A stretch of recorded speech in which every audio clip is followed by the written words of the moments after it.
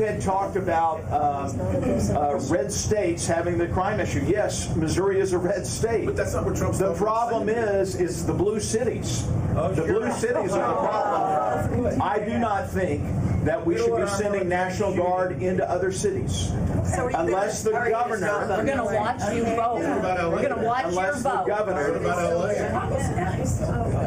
Chicago doesn't want them. Baltimore That was a different situation because they were sent in to protect customs enforcement and ICE officers. You mean the mass It's a totally different story. They had no arrest power.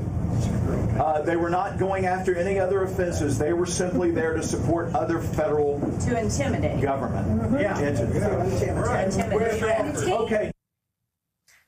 That was Republican Congressman Mark Alford of Missouri breaking with President Trump over his threat to send National Guard troops to additional American cities while facing a crowd of concerned constituents at a town hall earlier this week. I want to bring in now President of the Democratic Legislative Campaign Committee, Heather Williams. Heather, I want to start there because I think it speaks to the larger ecosystem that Republicans are operating in. We touched on this with Oriana a few segments ago. The idea that they are being asked to defend not just Trump on crime and the National Guard, but also the big, beautiful bill, also cuts from DOJ, also the impact of legislation that they have passed. I mean, there is a lot here. What are you seeing when you actually take it to the polls? There were elections last night that we'll talk about, but you talk with people in state legislatures all day, grassroots groups. What are you hearing? Yeah, it's such a great question. Not only are they being asked to, but they must defend these really unpopular policies. You know, what we see with the National Guard is such pomp and circumstance to distract away from the fact that their policy is unpopular, the fact that voters go to the polls literally every Tuesday across this country in red states, in blue states, in purple states, and they are making their voices heard, and they are not voting for Republicans. As I choke, there is, I think, an election that we should talk about because you mentioned the fact that almost every Tuesday voters are voting somewhere, and they were voting in several places last night, including in Iowa. And this is not an election that I think might have been on people's radars, but there was a Democratic win that could be a sign of what's to come. I mean, talk about this race, what you saw in it, because it's around the legislature, which, of course, is where you're focused. Yeah, so last night in Iowa, in a Trump district, there was a 20-point swing. A Democrat flipped a Republican seat, a Trump seat. This is one of three that has been flipped in deep red districts already this year.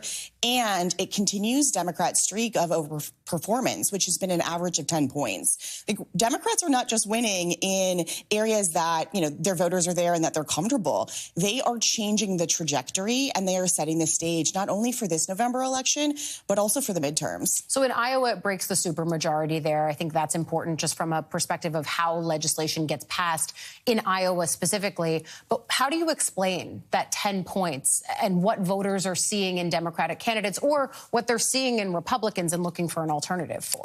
Yeah, I mean, what our legislators and our candidates are hearing on the ground is that, you know, they want someone to stand up and fight for them, but not in this bombastic, showy way. They want someone who's going to stand up for their community, who's going to hear them out on the economic challenges that they are facing, that are going to defend the hospital and the care center in their community. It's going to stand up for their good public education and their community.